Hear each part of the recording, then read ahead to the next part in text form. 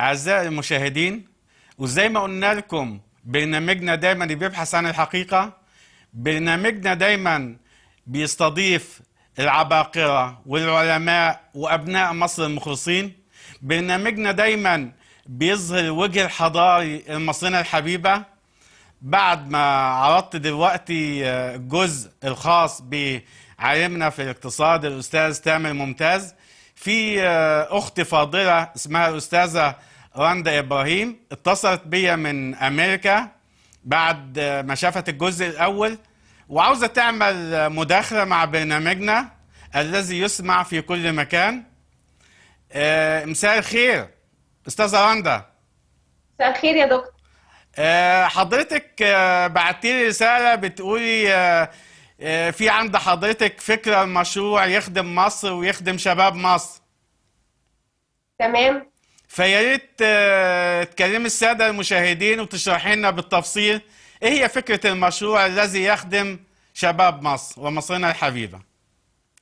اولا انا بشكر حضرتك على انك اعطيتني الفرصة دي ان انا اتكلم عن فكرة مشروع حلم ليا علشان يحقق احلام كتير جدا للشباب وللدولة. المشروع ده مشروع بيستفيد منه كل الجهات، اللي بيستفيد منه الشباب في علاج البطالة، وبيستفيد منه زيادة المشروعات في مصر وزيادة الدخل القومي وتوفير المنتجات البديلة عن المستورد، وبالتالي توفير العملة الصعبة. طب يا ريت طبعا تشرحي لنا بالتفصيل ازاي مشروع حضرتك. المشروع بدأ بأن أنا عملت إحصائية عن عدد التلاميذ والطلبة اللي موجودين على مستوى جمهورية مصر العربية، نعم. فلقيت إن هم حوالي 18 مليون ونص إلى 19 مليون، وبيتراوح التزايد والنقصان من سنة إلى أخرى. طبعا كل الشباب دول عندهم طاقة بشرية وعندهم وقت فراغ. ازاي ان احنا نعمل تنسيق ما بين ده وما بين ده؟ فوجدت ان لو في ساعة دراسية واحدة بس يومية للتلاميذ بيتعلموا فيها حرفة صناعية او تغليف بعض المنتجات من المصانع، والمصانع هم اللي بيرسلوا الاشياء المنتجات الخاصة بيهم للمدارس ويغلفوها ويعملوا الحرف الصناعية الصغيرة او المنتجات الصناعية الصغيرة، وده بيضاف للتلميذ كدرجات على المجموع الكلي بالنسبة للمدرسة. أما بالنسبة للثانوية العامة والكلية، فهم بيتدربوا في أثناء الدراسة ساعة برضو بلس أو زائد فترة الصيف. فترة الصيف من 9 ل3 أو من 9 ل5، وبيبقى ليهم يومين في الأسبوع أجازة، وبرضو بيضاف ليهم مجموع أو درجات أو كريدت على المجموع بتاعهم الخاص بالمدرسة. ده كل ده بالتنسيق مع وزارة التربية والتعليم. المشروعات دي علشان تحتوي كل الكم ده من الناس، هنحتاج ان كل تلميذ في الفترة الابتدائية والاعدادي بصفة شهرية هيدفع 5 جنيه بس، وبالنسبة لطلبة الجامعة والثانوية العامة 20 جنيه. يبقى احنا دلوقتي بيدخل راس مال نحقق بيه المشاريع للشباب حوالي 2 مليار جنيه سنويا.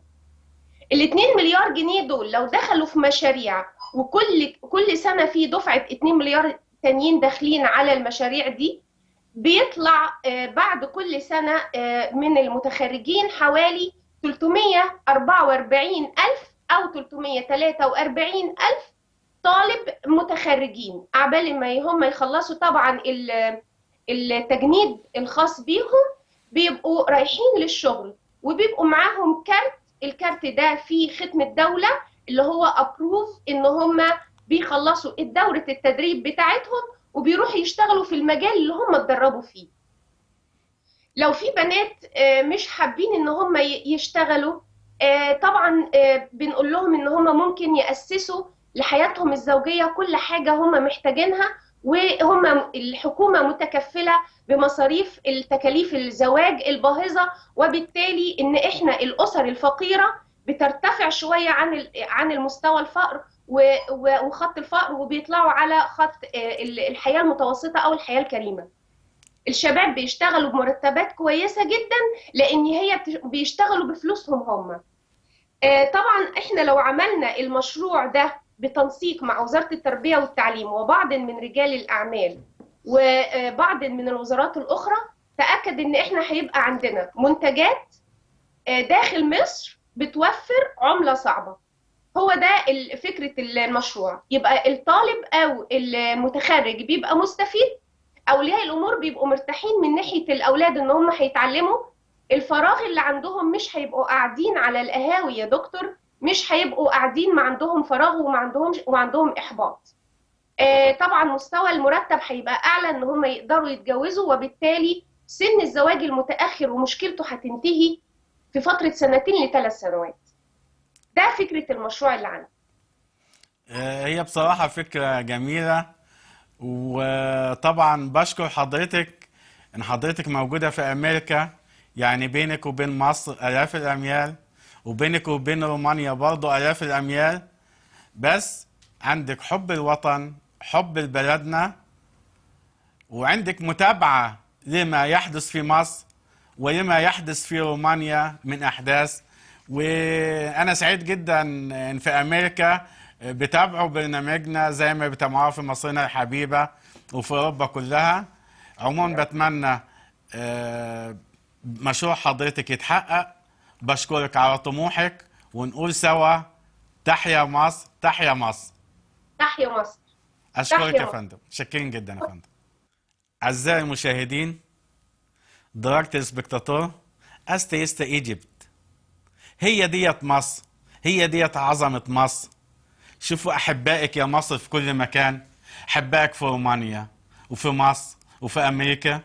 زي ما شفنا دلوقتي الدكتور العلامة الكبير عميد الاقتصاديين العرب والأفارقة الدكتور تامر ممتاز، وما شاء الله كان بيتابعنا في نفس التوقيت واحنا بنذيع الحلقة المشاهدين في أمريكا. وها هي الأخت رندا إبراهيم السيد من أمريكا كانت تتابعنا ودخلت بمحاورة معانا. هي ديت مصر، وهي ديت عظمة مصر.